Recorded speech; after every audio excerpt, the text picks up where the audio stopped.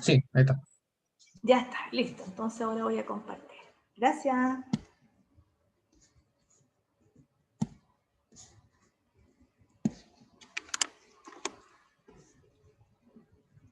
Bien.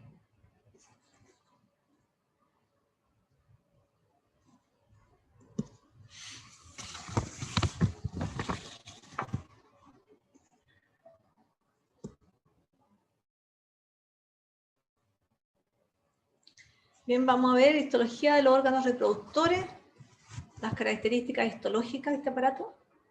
Ya, vamos a ver dentro de ello testículos, los conductos principalmente, el deferente, el eyaculador, etcétera, las glándulas asociadas como la vesícula, la próstata, el pene y uretra. Ya la uretra básicamente la vamos a tocar tangencialmente porque más bien tiene relación con el sistema urinario. ¿Ya? Vamos a partir diciendo de que los órganos genitales masculinos se clasifican en internos, como lo vemos en esta imagen, y externos. Los internos van a incluir el testículo, el epidídimo que se encuentra en la cara dorsal por encima, ¿verdad? Y cubre casi toda la cara dorsal, el conducto deferente, ¿ya? Y algunas glándulas anexas, como son la vesícula seminal, la próstata, lo vemos aquí, y las glándulas bulbouretrales. En cambio, los genitales externos comprenden el pene y comprende el escroto. Vemos que principalmente el testículo, ¿verdad? Se caracteriza porque producen todos los espermatozoides a través de la línea germinal y producen la hormona testosterona. La testosterona induce principalmente las funciones sexuales secundarias del individuo y permite la diferenciación y maduración del epitelio germinal. Vemos que estos testículos durante el desarrollo, como lo vimos en la clase de embriología, se desarrollan retroperitonealmente en la cavidad abdominal, ¿ya? Y posteriormente descienden hasta el escroto y acarrean consigo, ¿verdad?, una porción de peritoneo, denominada la túnica vaginal. La túnica vaginal tiene una cavidad, ¿ya?, y conforma dos hojas, una parietal que se adosa al escroto y una visceral que se adosa a la cara anterior del testículo. En esta parte podemos ver el testículo, la cara anterior y la cara posterior. Vamos a ver que está revestida principalmente por un tejido conectivo, y la cara posterior vemos esta estructura, ¿verdad?, altamente plegada que corresponde al epidídimo y se continúa con el conducto deferente.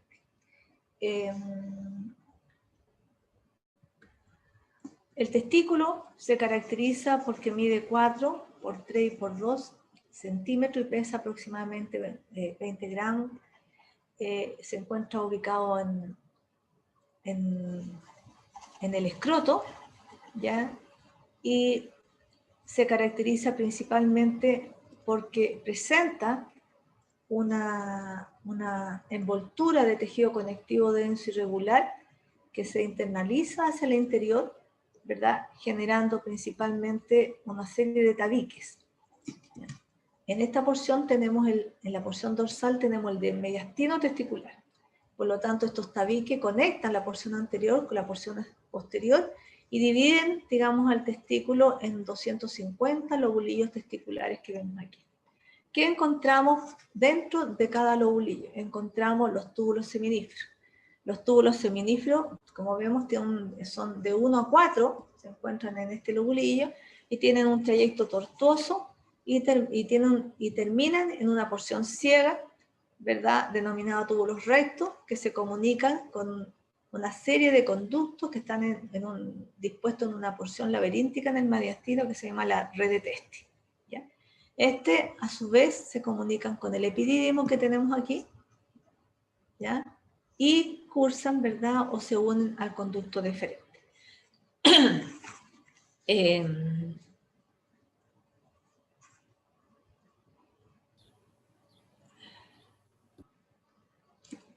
El testículo, tenemos un corte transversal del testículo. Aquí vemos tejido conjuntivo, ¿verdad?, entre medio, conectivo de los tabiques que conforman lobulillo. Aquí vemos un lobulillo testicular, ¿verdad? 250 lobulillos testiculares. Por fuera encontramos, ¿verdad?, la cabeza la porción superior, ¿verdad? Y la cola del epidídimo. También encontramos la túnica, la capa visceral de la túnica vaginal, que es un mesotelio, un epitelio más bien de tipo plano, que reviste un tejido conectivo denso y regular, denominada, ¿verdad?, la túnica albugínea.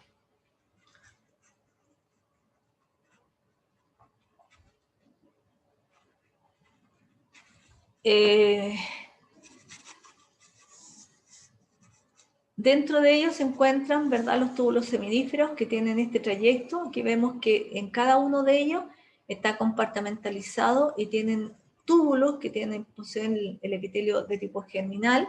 En diferentes, son células que van diferenciándose en los distintos estadios hasta llegar a conformar el espermatozoide propiamente tal. Aquí tenemos una vista superficial teñida con azul de metileno que nos permite ver, digamos, los túbulos seminíferos en esta forma irregular o tortuosa, ¿verdad?, que se ubican en cada lobulillo. Y este otro, que es un corte mal definido en términos generales, que nos muestra los túbulos seminíferos, parte de estas estructuras café que son la línea germinal, y principalmente los tabiques conectivos, ¿ya? Esta es la túnica albugínea. En este otro esquema, vemos que la túnica albugínea está constituida principalmente con un tejido conectivo denso y regular, que está revestido externamente por la capa visceral, ¿verdad?, que es un mesotelio plano de la túnica vaginalis, ¿ya?, y que en el interior encontramos plexos, ¿verdad?, o lechos capilares sumamente importantes. De tal manera que la vascularización, ¿verdad?, del testículo deriva de la arteria testicular que proviene, que perfora principalmente esta cápsula de tejido conectivo e ingresa a conformar parte del parénquima. Aquí ya vemos que forma la túnica vascular, que está constituida por lechos capilares y que también forman plexos, ya sea venosos, ¿verdad?, o arteriales. Esto es importante porque este lecho capilar, o estos plexos, estos vasos sanguíneos que se ubican aquí, ¿verdad?, tienen una función muy importante de reducir la temperatura del sistema arterial en unos 2 o 3 grados más baja que la temperatura corporal. Llegan aproximadamente a 35 grados Celsius. Eso es importante porque los espermatozoides que se forman a temperatura más alta, ¿verdad?, salen o se generan de manera defectuosa. Las puntas de flecha, como lo vemos aquí, muestran principalmente este epitelio, este mesotelio, este epitelio plano que constituye la túnica vaginal.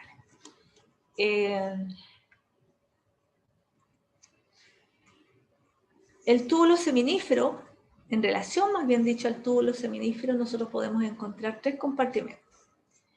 Un compartimento tubular, constituido por un epitelio germinativo, y esta célula que tenemos aquí, que se llama el núcleo de la célula de Sertoli, es un compartimento peritubular, que tiene células mioides, fibroblastos y también incluye algunos macrófagos.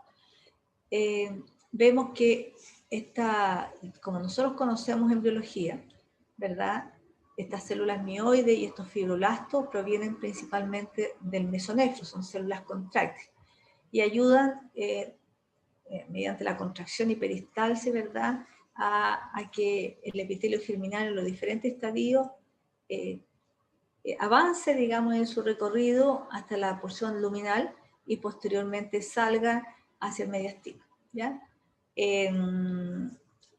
Esta célula de Sertoli también, haciendo la asociación, vienen del epitelio celómico que nosotros tenemos. Y esta célula del epitelio germinal viene del blastocisto, ¿ya?, de los primeros estadios, principalmente del cigoto. O sea, y tenemos un compartimento intersticial que está conformado por tejido conectivo laxo, células de Leydig. Aquí tenemos macrófagos, ¿ya?, que están asociados también a este compartimento, y dentro de ello tenemos una célula importante que secreta la testosterona, que es la célula de Leydig. entonces 3 compartimentos, el tubular, el peritubular y el intersticial, ¿no es cierto?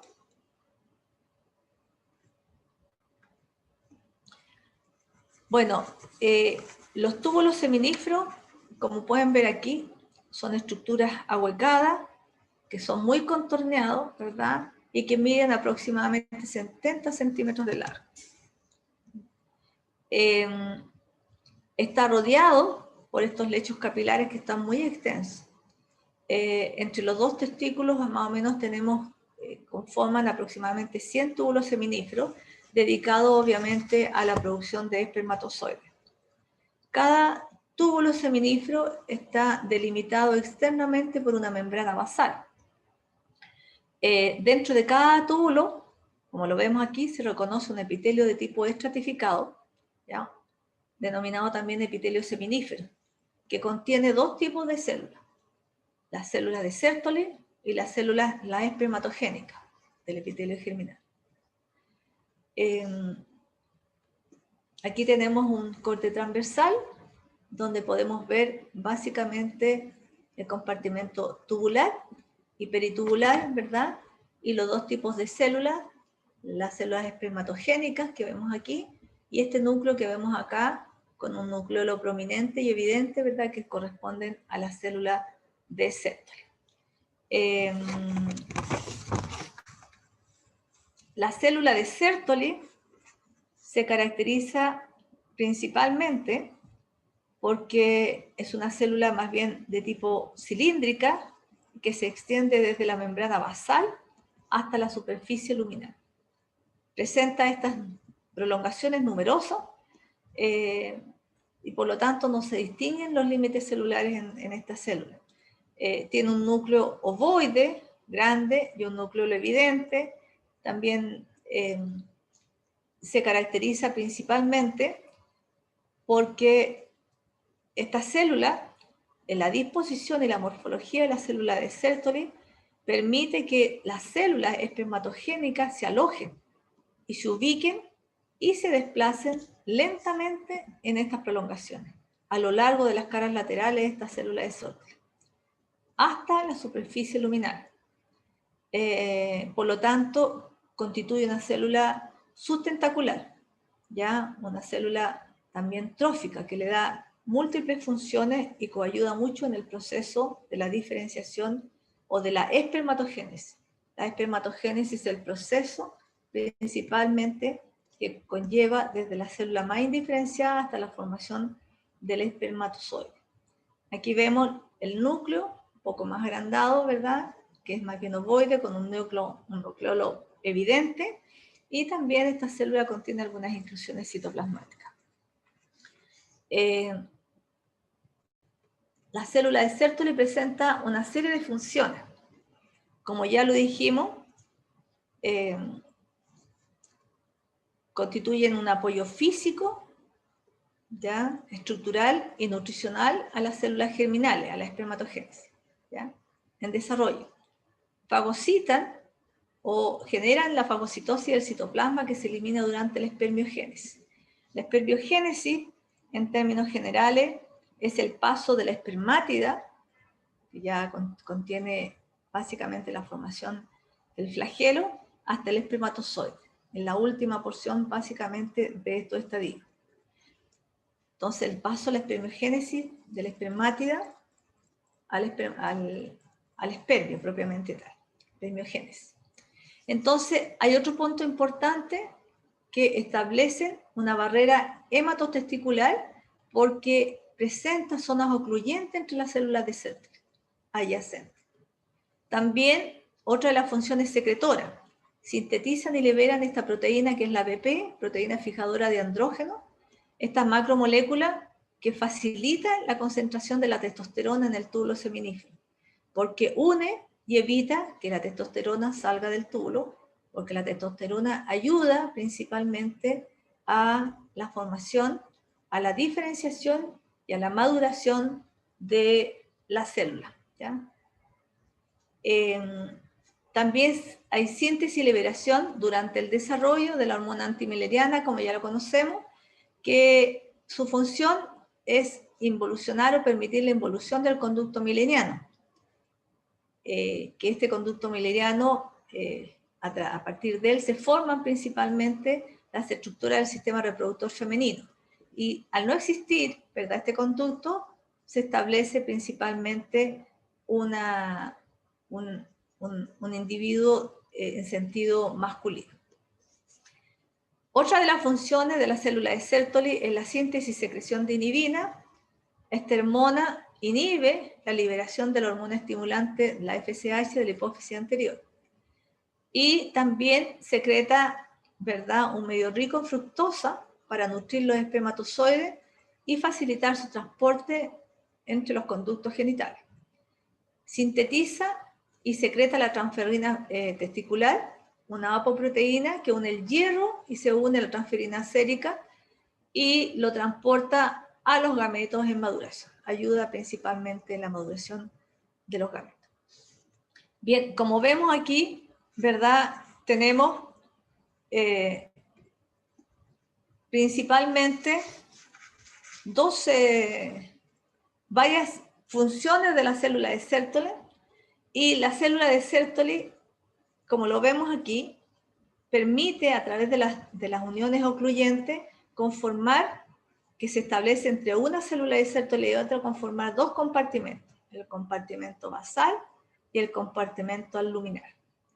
¿Qué células encontramos en este epitelio estratificado que están sufriendo los diferentes estadios? ¿Ya? Principalmente encontramos, ¿verdad?, la espermatogonia.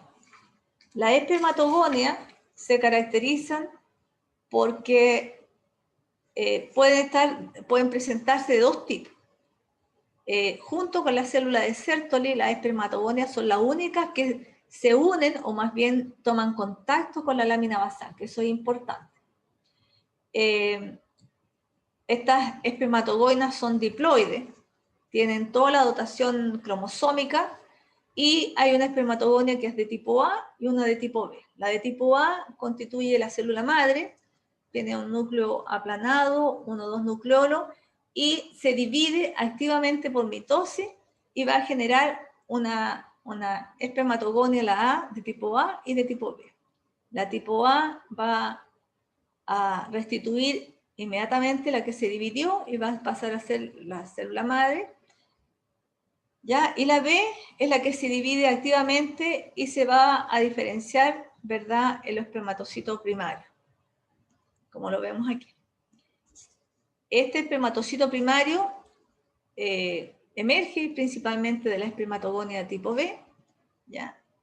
Se caracteriza principalmente porque ingresa a la primera división meiótica, a la profase, ¿ya? Y esta profase es bastante larga, ¿verdad?, y se demora aproximadamente 22 días. El espermatocito, de este espermatocito primario, se forma, ¿verdad?, otro estadio, a partir de este espermatocito primario, un espermatocito de tipo secundario, son células un poquito más pequeñas, ¿ya?, y pasan rápidamente a la segunda división meiótica. Por lo tanto, ¿verdad?, esta división es bastante corta y prácticamente no se divisan a veces los cortistonógenos. Presentan algunos núcleos, ¿verdad?, más bien de tipo, sus núcleos son redondos.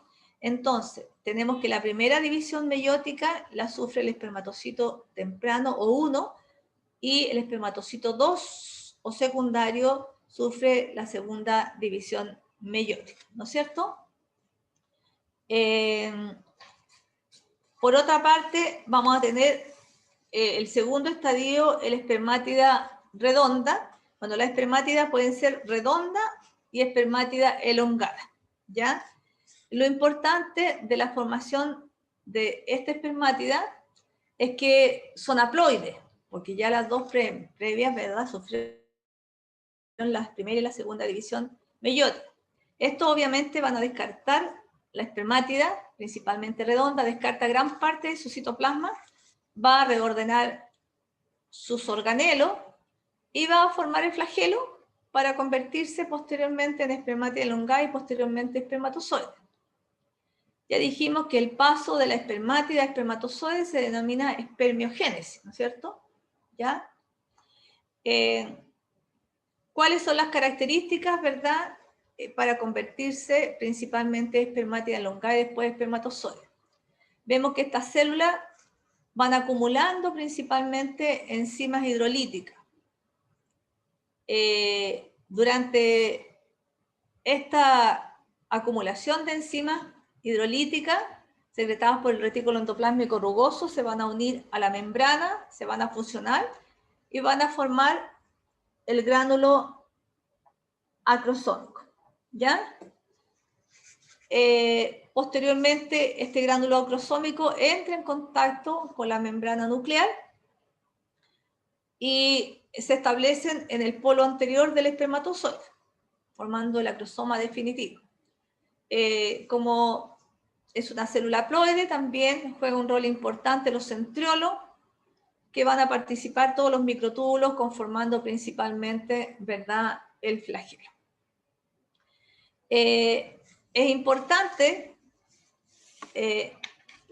que durante la formación del espermatozoide podamos clarificar que la barrera hematosteticular generada a través de básicamente las uniones ocluyentes de la célula de Sertoli tiene una importancia para el mantenimiento principalmente de un microambiente especial. Aquí vemos el espermatocito 1, el 2, la espermátida redonda, la espermátida y posteriormente el espermatozoide. Y entre medio de ellos, ¿verdad?, los pliegues laterales, ¿ya?, donde la célula sustentacular va a permitir, ¿verdad?, el avance de cada una de las células del epitelio germinal. Como dijimos, entonces estos dos ambientes o esta barrera hematosteticular va a permitir este microambiente especial, una permeabilidad selectiva, de tal manera que el compartimento luminal, en este, donde hay células haploides, no entra en contacto, ¿verdad?, ni con elementos, sustancias dañinas venidas o provenientes de la sangre o con el sistema inmunitario. De esta manera la protege, ¿ya? Y es importante evitar, digamos, que receptores de membrana que se están formando, ya, moléculas de superficie nuevos, entren en contacto con estos sistemas inmunitarios sobre todo y que puedan desencadenar una respuesta inmune y provocar esterilidad en el varón.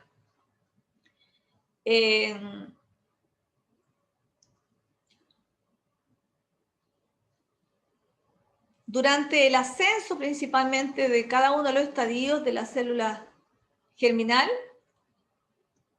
desde los espermatocitos primarios, ¿verdad?, hasta el espermátide principalmente, estas uniones ocluyentes se abren transitoriamente para pasar desde el compartimento basal al compartimento luminal, ¿ya?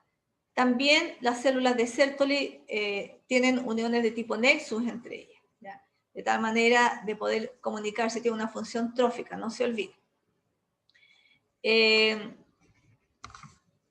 Esta movilidad o este avance principalmente de la célula, la espermatogénesis es incompleta, porque desde la espermátida que tenemos aquí, la espermatogonia que tenemos aquí, indiferenciada hasta la célula, hasta la espermátida elongada, ¿verdad?, están unidas a través de puentes citoplasmáticos, de tal manera que solo se separan, ¿verdad?, en la espermiación, en el proceso donde la espermátida, o sea, sale el espermatozoide, ¿ya? Entonces no hay un proceso donde cada una de las células durante la espermatogénesis esté separada, sino que hay algunas proteínas o puentes citoplasmáticos que lo están uniendo entre ellas, tanto en las células, principalmente con la célula de Sertoli, ¿ya? La célula de Sertoli las une, las alimenta, las sustenta, ¿verdad?, y permite solamente que a nivel de la de la espermátida elongada se genere el proceso de la espermiación. Se liberen de estos puentes citoplasmáticos, ¿verdad? Y se produzca la salida del espermatozoide. Esto va a permitir preservar la integridad de esta barrera, ¿ya? En definitiva.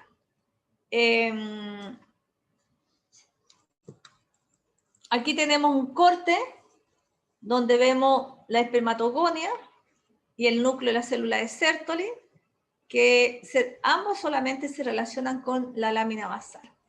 Tenemos un espermatocito 1, que está en la primera división meiótica. La 2 no se observa mucho, ¿verdad? Tenemos la espermática redonda y la elongada.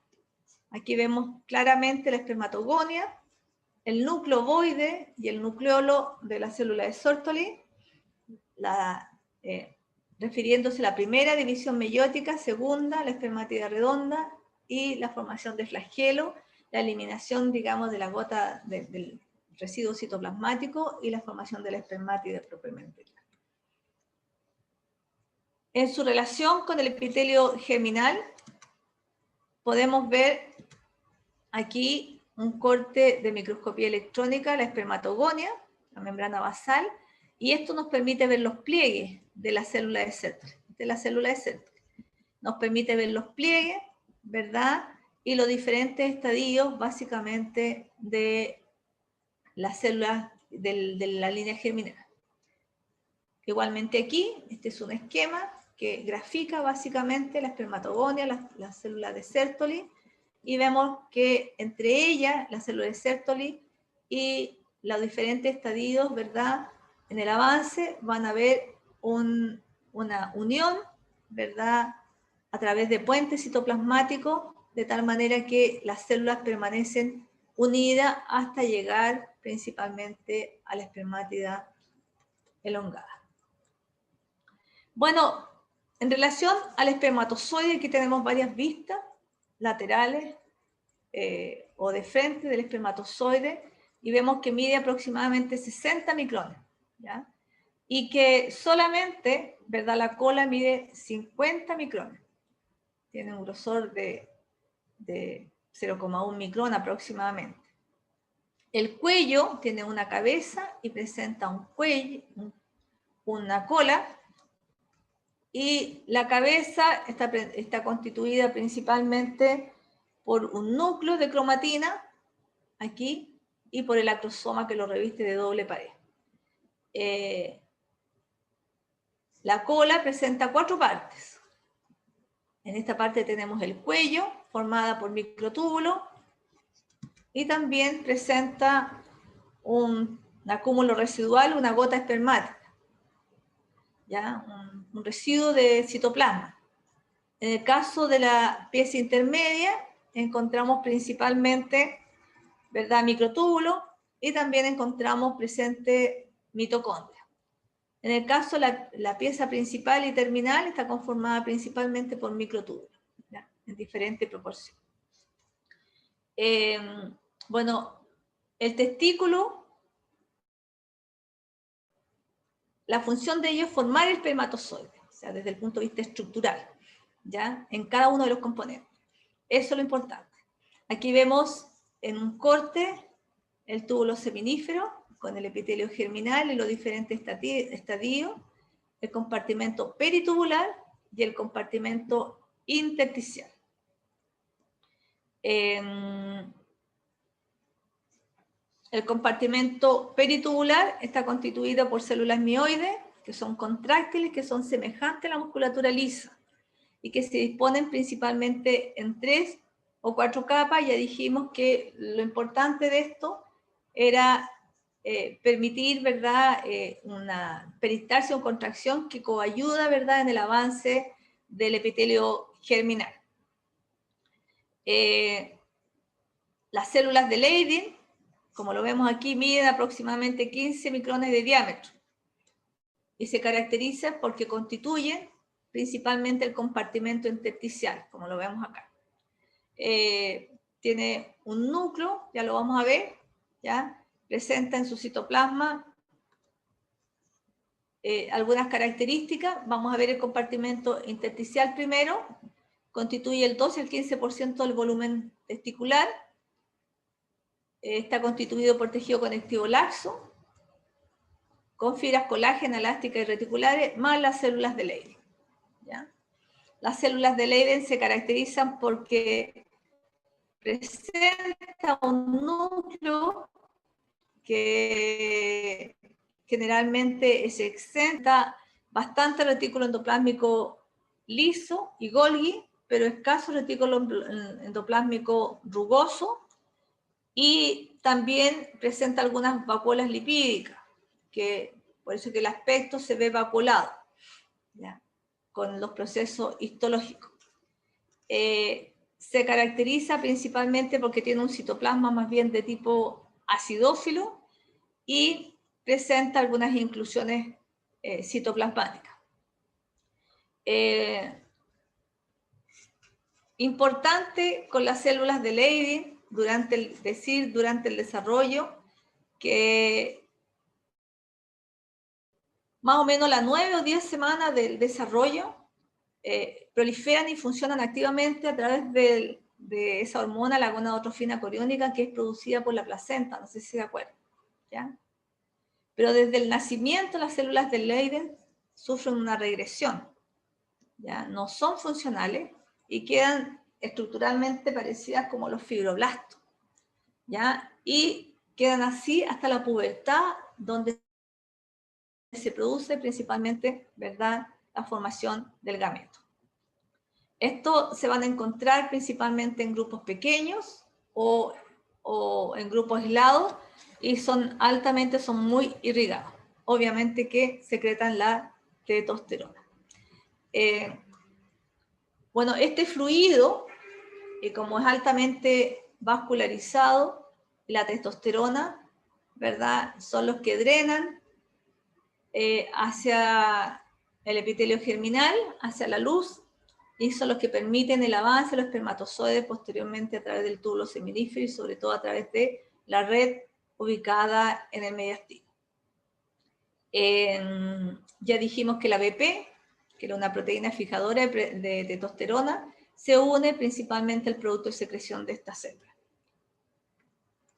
Aquí vemos que el túbulo seminífero termina o tiene una porción ciega que termina en esta porción donde no hay epitelio germinal, que se denomina el túbulo recto.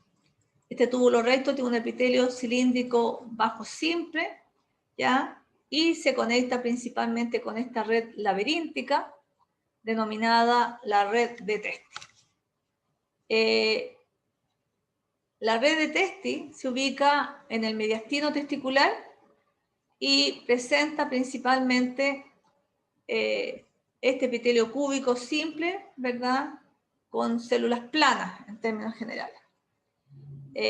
Y se relaciona con los conos eferentes, que va a formar parte de la cabeza del epididio. Aquí vemos la red laberíntica, el mediastino, el epitelio revistiendo, ¿verdad?, a la de red de Testi, epitelio aplanado acúbico simple, y que se conecta con estos 10 a 20 conductillos o conos eferentes. Recordemos que los conos eferentes provienen del mesonefro, de los túbulos uriníferos, ¿ya? Y constituye un epitelio cilíndrico, pero que tiene zonas estratificadas. Presenta 3 tipos de células este epitelio. Este epitelio tiene células altas, ¿verdad?, ciliadas, y también un poquito más que son absortivas, que tienen microvellosidad, y una célula basal, que es importante, ¿ya? La célula absortiva se llama principal y la otra ciliada y la otra célula basal.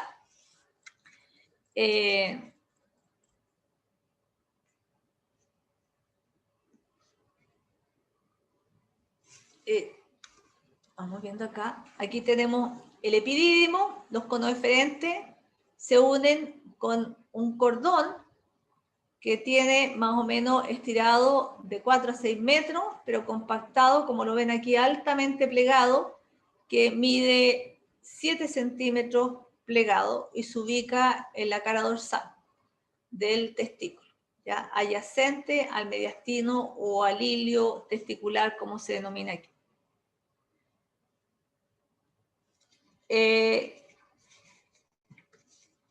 Vemos que el testículo, perdón, el epidídimo anexa principalmente a los conos eferentes, porque el epidídimo propiamente tal se forma del conducto epididimario, del conducto de Wolff. En cambio, la cabeza los conos eferentes se forman de los túbulos uriníferos, de la parte excretora, ¿ya? Y esta es la parte tubular. Bien, aquí vemos que entonces anexando los túbulos,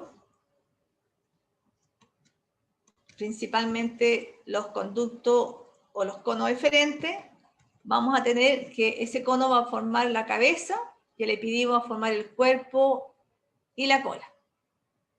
Se caracteriza principalmente porque la producción de la espermatogénesis, o sea, del espermio, que se demora 70 días, se produce en el testículo. Pero la maduración del espermatozoide, ¿verdad?, se produce en el epidídimo. O sea, aquí los espermatozoides adquieren motilidad y además adquieren una serie de proteínas de membrana, ¿verdad?, que van a permitir, que le dan la capacidad para penetrar en la zona pelúcida y unirse al ovocito. Este demora aproximadamente 2 semanas. Aquí vemos un corte histológico que muestra estos día 12 túbulos o conos eferentes, que son más grandes, y se caracterizan principalmente porque tienen un aspecto como festoneado, ¿ya? Así, con zonas cilíndricas bajas y zonas pseudoestratificadas, festoneadas. Aquí tenemos el cuerpo y la cola donde se almacena, en términos generales. Bueno, lo importante es que la maduración, principalmente de los espermatozoides, ocurre en la cabeza y en el cuerpo, y el almacenamiento ocurre en la cola. Aquí vemos que los conos eferentes, vean que tiene este aspecto festoneado, es un epitelio pseudoestratificado con algunas partes cilíndricas que tiene estos 3 tipos de células. Células absortivas con microvellosidades, células ciliadas y células basales. Por eso le dan este aspecto básicamente de pseudoestratificación, ¿ya? Aquí vemos el epitelio o las células que tienen cilios, ¿verdad? Y las células que tienen microvellosidades, las principales. Y este es el aspecto, ¿verdad?, de un cono eferente. Vean ustedes que tienen las células basales, que son más bien cúbicas a planas, y que están rodeadas por un tejido conectivo y por fibras musculares lisas. Aquí vemos una referencia entre el cono eferente y entre el epidídimo, o sea, entre la cabeza y el cuerpo. Una de las características principales que existe, que esta está conformada por un epitelio pseudoestratificado, ¿verdad?, que tiene células ciliadas y células absortivas y basales. Y esta está formada por 2 tipos de células, unas células basales y unas células principales. Pero estas células principales, en vez de tener cilio, tienen esterocilio. Y estos esterocilios, acuérdense que son microvellosidades largas, ¿verdad?, que no tienen movilidad y que se asocian principalmente a las células principales.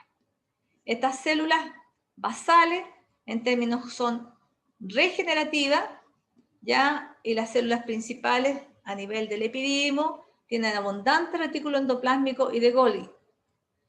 Estas células cilíndricas con esterocilio, en términos generales, fagocitan restos de citoplasma de la célula de Sertoli que no se fagocitaron, ¿verdad?, con la célula de Sertoli. Y también secretan glicerofosfocolina, que es una glicoproteína que inhibe la capacitación del espermatozoide. Vemos que tanto aquí, en el cono eferente, como en el epidídimo, que van aumentando en términos de espesor las fibras musculares lisas, ¿ya? Estas fibras musculares lisas se ubican en forma concéntrica y van a generar también la peristalsis para permitir que los espermatozoides lleguen, ¿verdad?, hacia el conducto deferente. El 90% del líquido que viene del testículo se reabsorbe en los conos deferentes y en el primer segmento del epidídimo.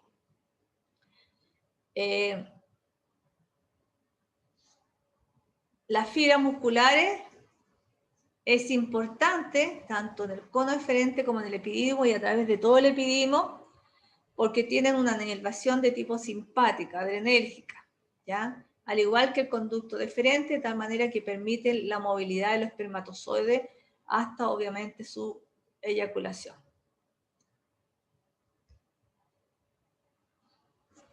Entonces dijimos que en la cola, ¿verdad?, que tenemos el epidídimo y los conos deferentes. Vean ustedes que este epitelio, a pesar de ser pseudoestratificado, es más regular con los esterocilios, y este es un mal esquema, ¿verdad? Un corte transversal, principalmente del cono deferente. Aquí vemos el epidídimo, que tiene los espermatozoides en su espesor, el epitelio pseudoestratificado, los núcleos a diferentes alturas, los esterocilios, ¿verdad?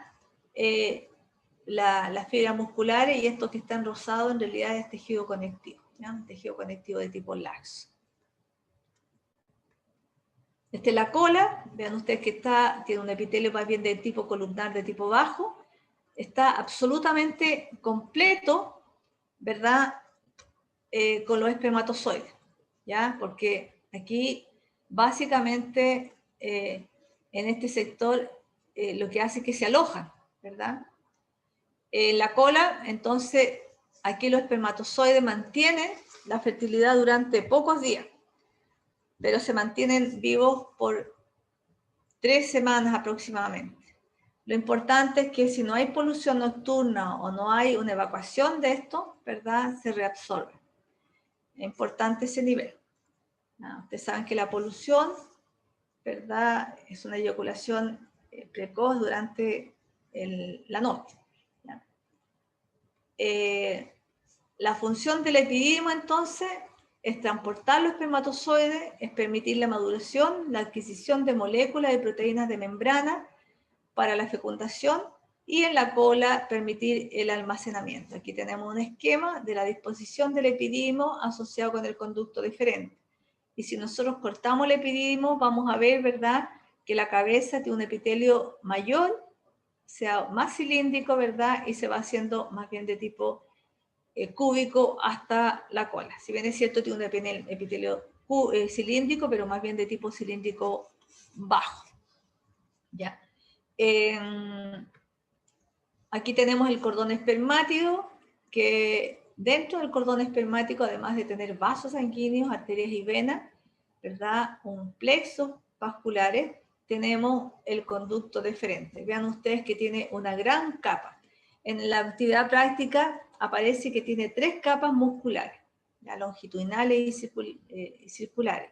Pero lo importante es que nosotros podamos ver del conducto deferente que tiene una gran capa circular, ¿ya?, que mide aproximadamente 1 milímetro. El conducto deferente se caracteriza porque mide 1,5 aproximadamente milímetros y tiene un epitelio pseudoestratificado cilíndrico con esterocilio igual que el epidídimo, como vemos aquí, ¿ya? Ahí vemos que tiene esta pseudoestratificación, y los esterocilios que lo vemos, ¿verdad?, que son microvillosidades largas. También se caracteriza porque tiene una lámina propia, como la observamos aquí, ¿verdad?, inmediatamente adyacente, constituido por tejido conectivo denso, una capa muscular, principalmente que hay una muscular circular interna, y hacia caudal se van anexando algunas longitudinales. Mucha inervación adrenérgica, como lo habíamos dicho, igual que el cono deferente y la primera porción del epidídimo. Presenta una adventicia que tiene un segmento interno y otro externo. El interno tiene tejido conectivo denso y el externo tejido conectivo laxo, y aquí se puede apreciar, más bien de tipo laxo. Bien, ahora vamos a ver un poco la vesícula seminal.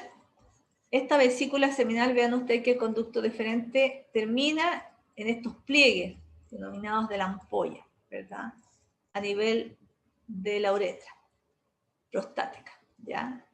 Lo importante es que aquí se forma una glándula de tipo tubular altamente plegada que se denomina la vesícula seminal, ¿ya? Y desemboca en el conducto eyaculador. Entonces es importante porque secreta, mide 15 centímetros de largo, produce ácido ascórbico, fructosa, que es importante para la nutrición de los espermatozoides, la prostaglandina, ¿verdad? Y principalmente este lipocromo, este pigmento que se llama la flavina. La flavina es importante porque se usa principalmente en el área criminalística, ¿ya? Cuando las personas han sido violadas, la flavina lo que hace es producir una intensa fluorescencia a la luz ultravioleta. Y de esta manera permite reconocer, ¿verdad?, la violación. El conjunto de sus secreciones, como ustedes pueden ver, ¿verdad?, le permiten o le dan el pH alcalino al líquido seminal.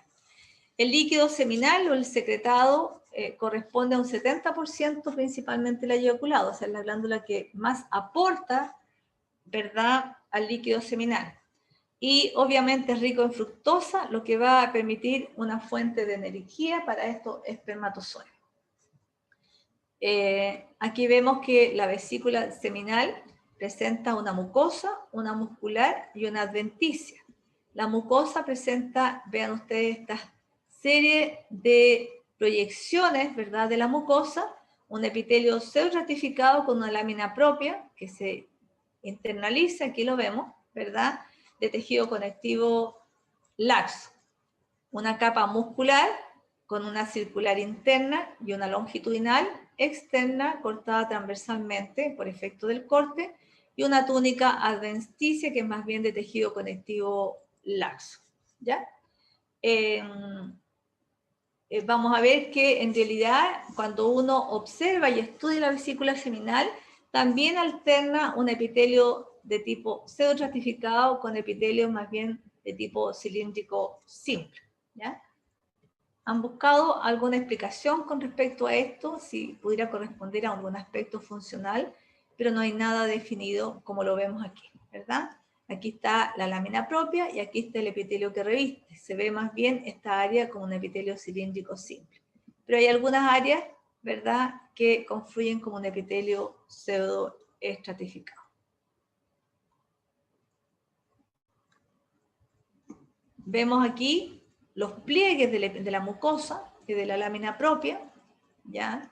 Y también vemos que contiene una adventicia con muchas fibras, ¿verdad?, que también fibras elásticas, fibras colágenas, ¿verdad?, y algunas fibras musculares.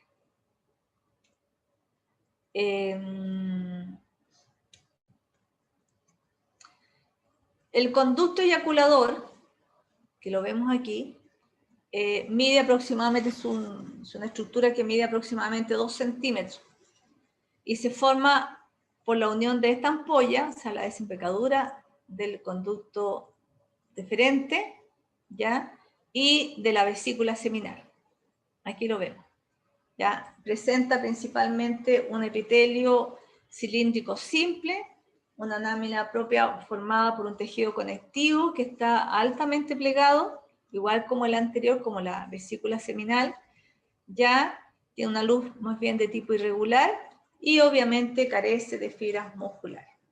El conducto deferente se une o desemboca a nivel del 7, que es la uretra prostática, ¿ya?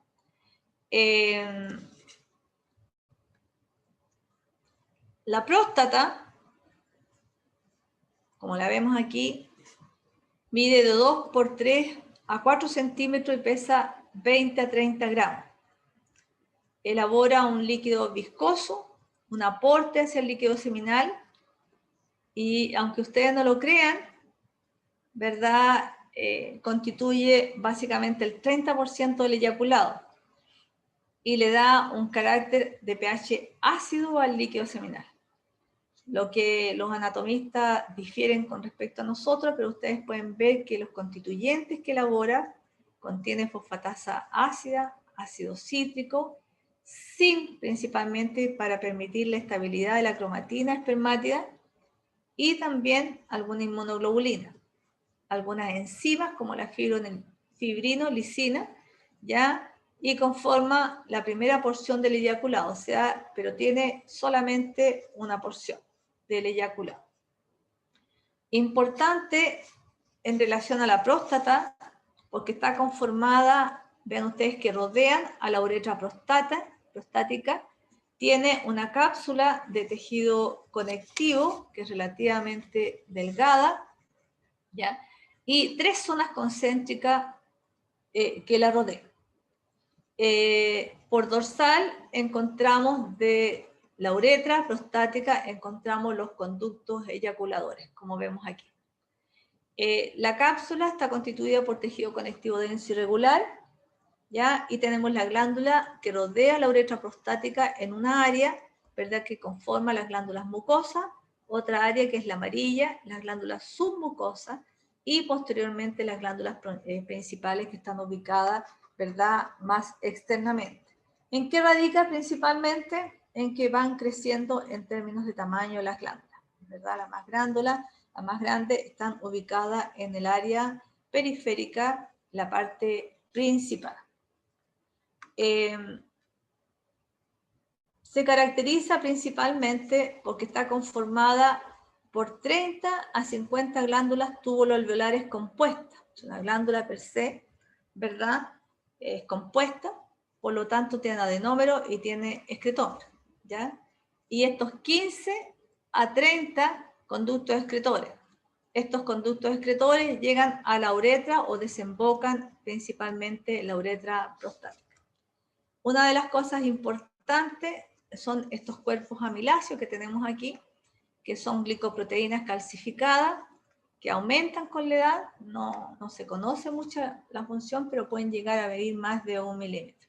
¿Ya? El estroma, ¿verdad?, presenta algunas fibras musculares y es vascularizado.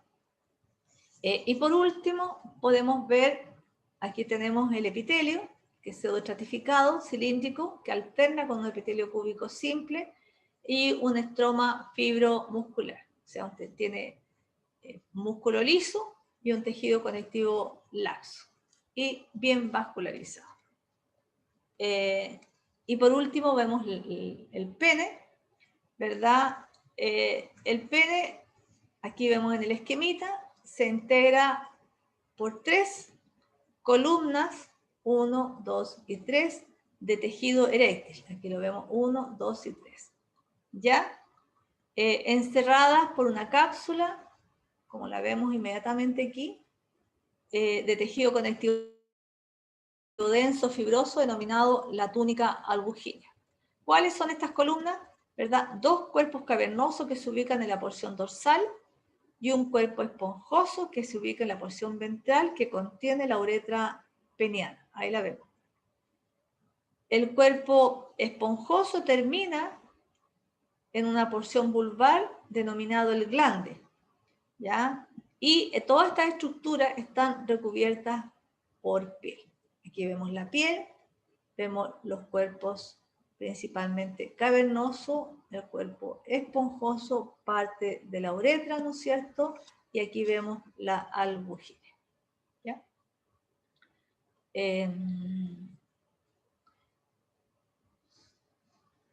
Vemos que la uretra está constituido principalmente por un urotelio, por un epitelio polimorfo o de transición como ya conocemos.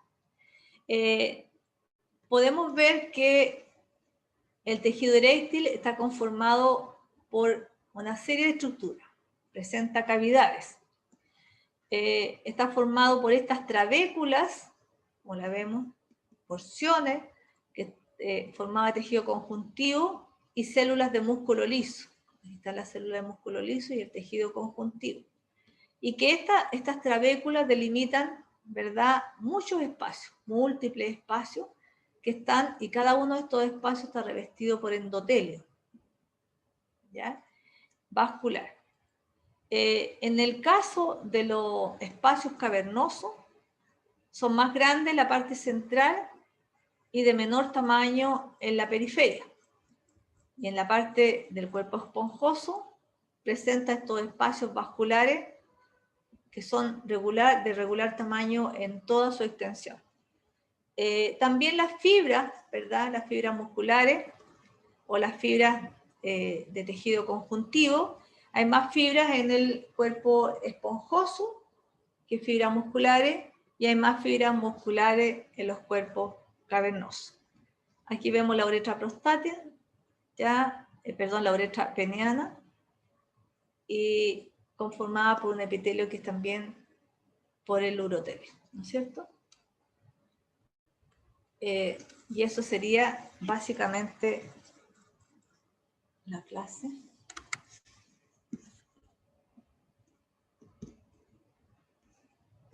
Chicos,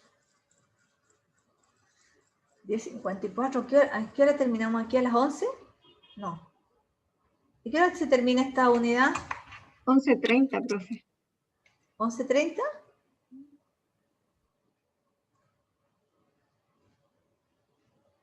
¿9:45? ¿10:45? 10:45, 11, hasta las 11:15, 11:15. ¿Ya? Entonces, vamos a ver el seminario que tenemos pendiente. Teníamos un seminario, el adenoma y el SEA prostático, por Marcelo Solís y la Yasmín Toledo. ¿Están ahí?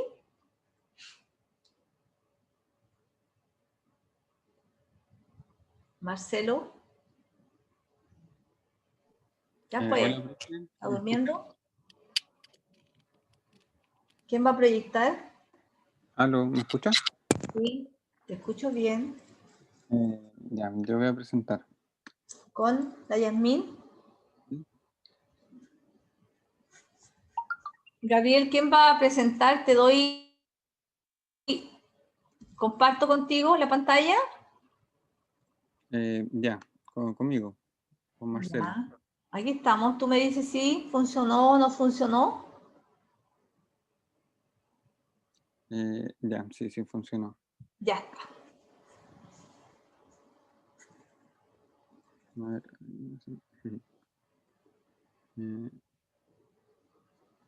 A las 11:15, claro. Entonces tenemos tiempo para hacer el seminario. ahí. Muy bien.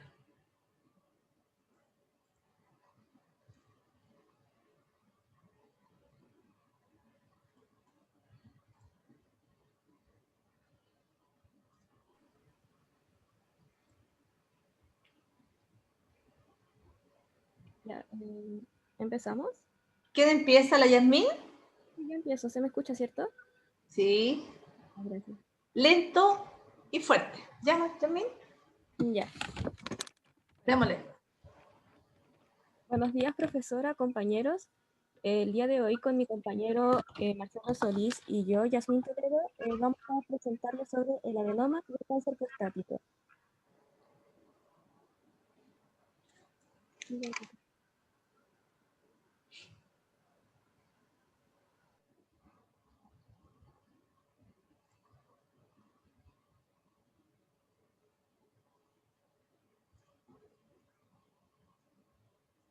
está el audio? Marcelo, si estás hablando no se te escucha. ¿Quién va a hablar? Marcelo. ¿Profe, me escucha? Ahora sí. Ah, ya. Estaba con audífonos, creo que no tomó. Ya. ¿Ves la presentación, cierto? Sí, la vemos. Bueno, para comenzar vamos a definir qué es la próstata. Esto se clasifica como una glándula sexual accesoria, siendo la más grande en el sistema genital masculino. Se divide en dos zonas, morfológicamente y funcionalmente, y su forma es como el tamaño de una nuez. Se ubica en la pelvis, bajo la vejiga y rodea parte de la uretra.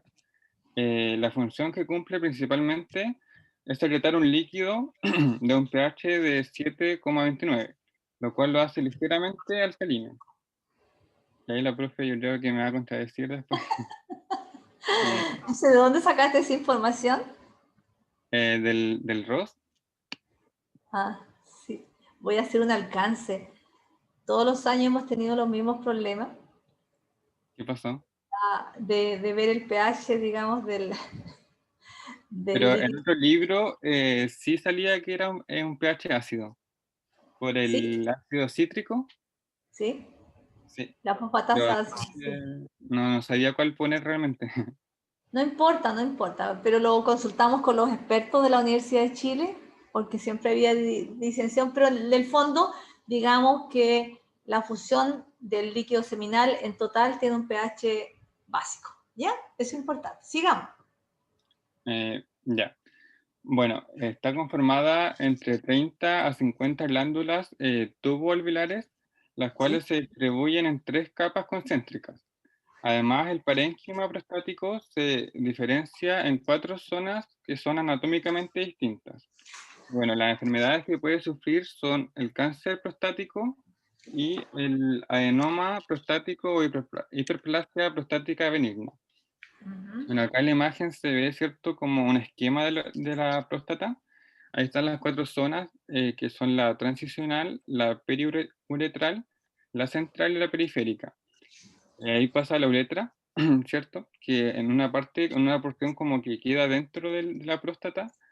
Y acá tenemos las enfermedades, que son la hiperplasia prostática benigna y el cáncer de próstata. Ya, bueno. Histología de la próstata. Su composición, como lo decíamos, es de 30 a 50 glándulas tuboalveolares que se encuentran rodeadas por una cápsula delgada de tejido conectivo denso y regular, que es muy colagenoso, sí, y está muy vascularizado, y está entremezclado con musculatura lisa, por lo cual forma como tabiques incompletos, y de esta forma la próstata se divide en lóbulos mal definidos. El estroma, por su parte, proviene de la cápsula y es un tejido conjuntivo de la glándula.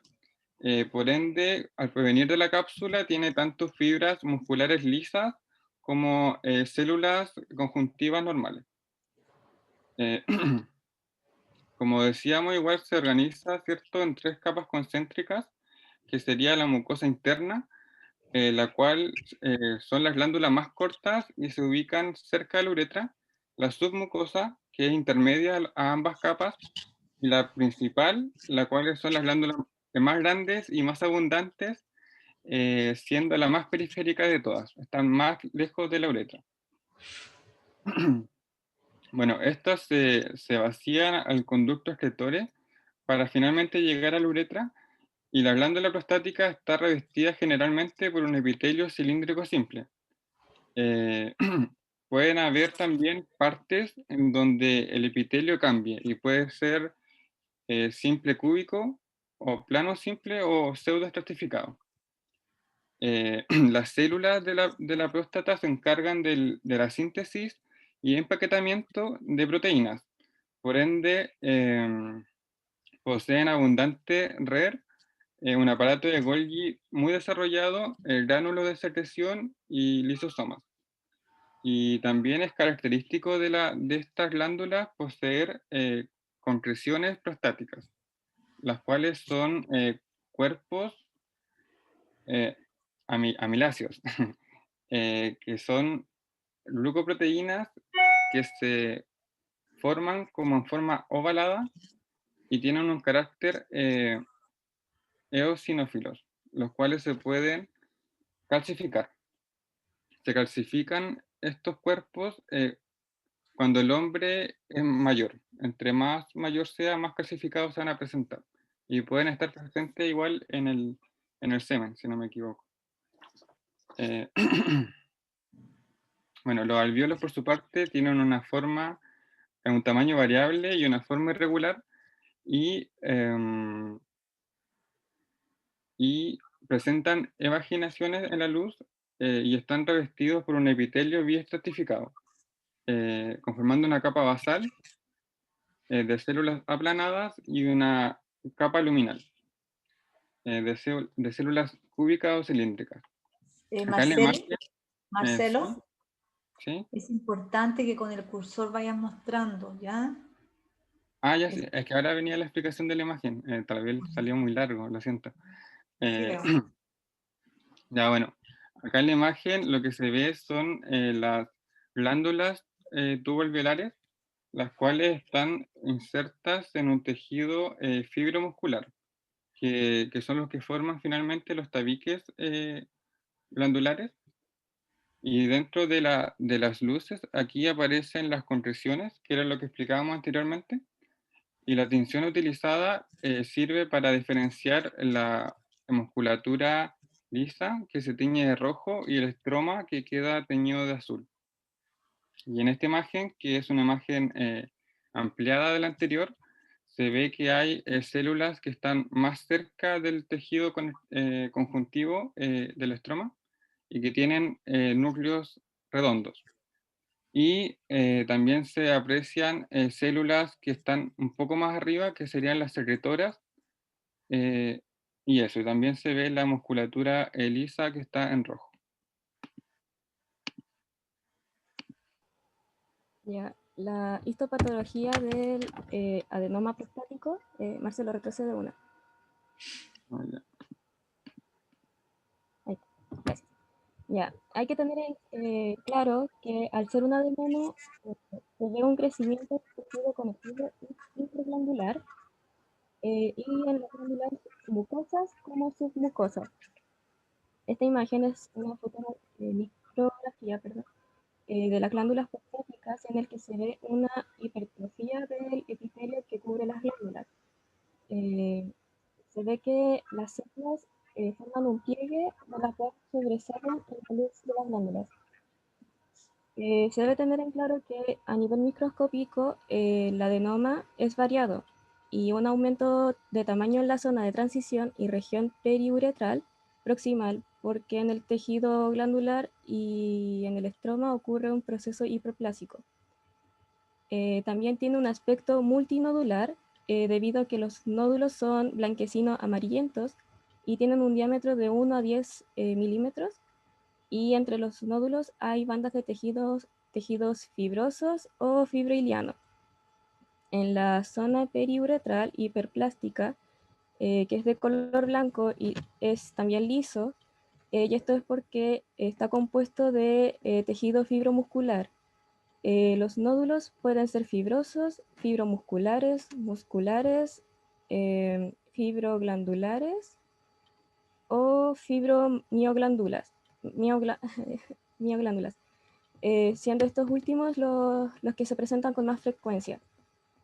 Si se presentan glándulas con un aspecto poroso o esponjoso, pueden contener cuerpo amiláceo o concreciones, que eran los que se mencionaron anteriormente. La consistencia de la glándula hiperplástica es menor de la que se ve en el cáncer de próstata. Siguiente, por favor. Bueno, aquí para el cáncer de próstata nosotros por lo general se utiliza el puntaje de Gleason, el cual predice el comportamiento del tumor y también sirve para conocer el índice de supervivencia del paciente. Aquí se realizan unas biopsias para estudiar el tejido y lo que se hace es establecer un grado del 1 al 5, a los cuales se utiliza también el puntaje de Gleason, que va del 2 al 10. Mientras más alto el puntaje, significa que hay una mayor posibilidad de que esta prolifere y se disemine con rapidez. Aquí, si el puntaje es igual o menor a 5, no se toma en cuenta o no se puede determinar. Si puntúa 6, se asocia con el grado 1, que es lo que se puede ver en la imagen superior derecha con el color claro, y abajo en el lado izquierdo, que lamentablemente no se pudo conseguir unas imágenes con mejor calidad. El grado 1 corresponde a células que están bien diferenciadas, son pequeñas y existen glándulas uniformes. por lo tanto el tejido se asemeja al de un cortesano. Si la puntuación es de 7, para un grado 2 la suma es de 3 más 4. Ah, no, perdón. Si el puntaje es 6, este va a dar un grado 1, que eran las características que dije. Si la puntuación es de 7, puede ser tanto grado 2 o 3, en el cual aquí la suma es 7, pero en el grado 2 es 3 más 4 y para el grado 3 es de 4 más 3. En el grado 2, el estroma entre las glándulas se puede apreciar y las células están ligeramente diferenciadas, al igual que en el grado 3, en el cual hay un margen más claro. En el grado 4, que corresponde a un puntaje de 8, aquí se ven ya las masas más de forma irregular de las glándulas neoplásicas, y el grado 5 para Gleason es de un puntaje de 9 o 10, donde ya hay una formación ocasional de la glándula, donde las células están ya poco diferenciadas y es característico de los cánceres con un crecimiento rápido, lo cual se da el puntaje de 8, 9 y 10. En la imagen de arriba a la izquierda, las dos imágenes de ahí fueron extraídos de un paper. El de la izquierda es con un aumento de %, teñido con hematoxilina y eosina, y es un adenocarcinoma con un mínimo grado de Gleason, que es 6, con una suma de 3 más 3. Y en la segunda imagen, la del centro, es con un aumento de %, teñido con hematoxilina y eosina, y se aprecia con un grado de 3 más 4, es decir, 7. Siguiente, por favor. La etiología para ambos casos se relaciona con la edad, el factor hormonal y los antecedentes familiares. En el caso de la adenoma, entre las causas que lo provocan y los factores influyentes, como dije, era la edad, en el cual es común que el hombre lo presenta a la edad de los 50 años. Y se estima que al pasar los 80 años existe un 90% de prevalencia para poder padecer la enfermedad. Y también se tiene relación con la producción de la testosterona en los testículos.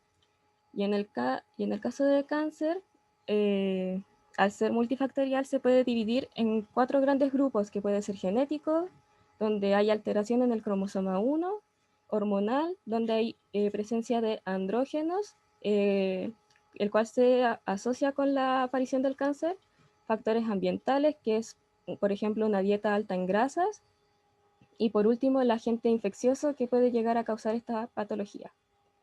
Siguiente, por favor.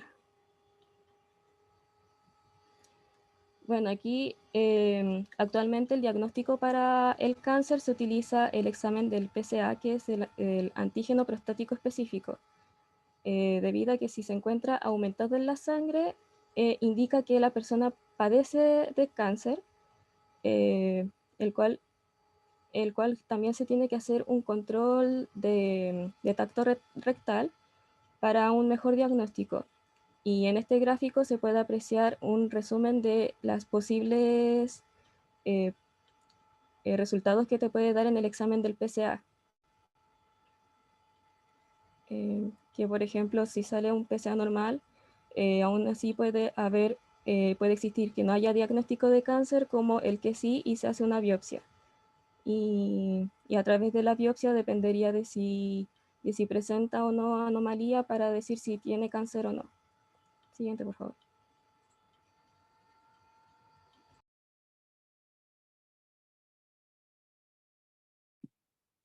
Ya. Bueno, dentro de los síntomas y signos, lo que hay que entender es que como hay un obstáculo mecánico, el flujo miccional se va a ver alterado. Por ende, la micción aumenta de frecuencia y en términos generales lo que se puede presentar es retención urinaria, sentimiento de no vaciar completamente la vejiga, no poder interrumpir la micción, lo que causa un goteo post-miccional, hay dificultades para iniciar la micción y se aprecia una disminución tanto en el calibre como en la fuerza en el flujo de la orina. Y estos conformarían parte de los síntomas obstructivos. Por otro lado, hay síntomas como la micción nocturna múltiple, la urgencia urinaria y en ocasiones incontinencia de urgencia, los cuales conformarían parte de los síntomas irritantes. También hay que mencionar que en el cáncer puede haber dolor de huesos debido a una metástasis del carcinoma y también dolor lumbar. Y por último, los tratamientos para el adenoma prostático pueden ser invasivos o no invasivos.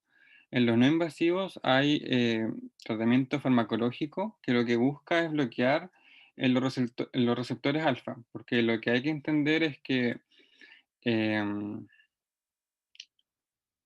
lo que se intenta inhibir es la 5-alfa reductasa, que es una enzima que produce DHT mediante testosterona. Por ende, al disminuir la DHT, que es dihidroxitestosterona, se va a disminuir el aumento prostático, ya que esta hormona lo regula, y también se va a relajar la musculatura lisa. Por eso es un tratamiento. Y también en la parte invasiva se ven tratamientos láser o cirugía. Y para el cáncer prostático, la cirugía y o radioterapia. Y en la parte hormonal se puede trabajar con, con, con inhibiendo la testosterona, ya que el cáncer como que depende de los andrógenos. Por ende, se puede inhibir la testosterona con una extracción testicular o mediante un agonista de la gonadotrofina. Bueno, y como conclusión, es importante tener presente la sintomatología y las características diferenciales en cuanto a la histología, ya que un diagnóstico oportuno y temprano puede evitar mayores dificultades. Eso, gracias. Marcelo y Yasmín, algunas acotaciones se las voy a hacer, digamos, en la parte práctica, pero hubo una desconexión tremenda y una falla en la descripción, digamos, de las imágenes histológicas. En realidad, algunas de las imágenes que ustedes pusieron no describe o no contemplaba todos aquellos conceptos de los cuales ustedes virtieron. Entonces fue un tanto distractor, ¿ya? Pero déjate el power, ¿verdad? Y cuando vengamos o cuando hagamos la parte práctica, vamos a revisar algunas cosas para que mejores, digamos, el informe, ¿ya? ¿Ya, chiquillos? Descansemos ahora, sal nomás. Ya. Y manténlo porque lo vamos a ver, digamos, en el lado, para que tomemos un tecito y todo eso, ¿ya? Estén bien, un ratito más nos vamos.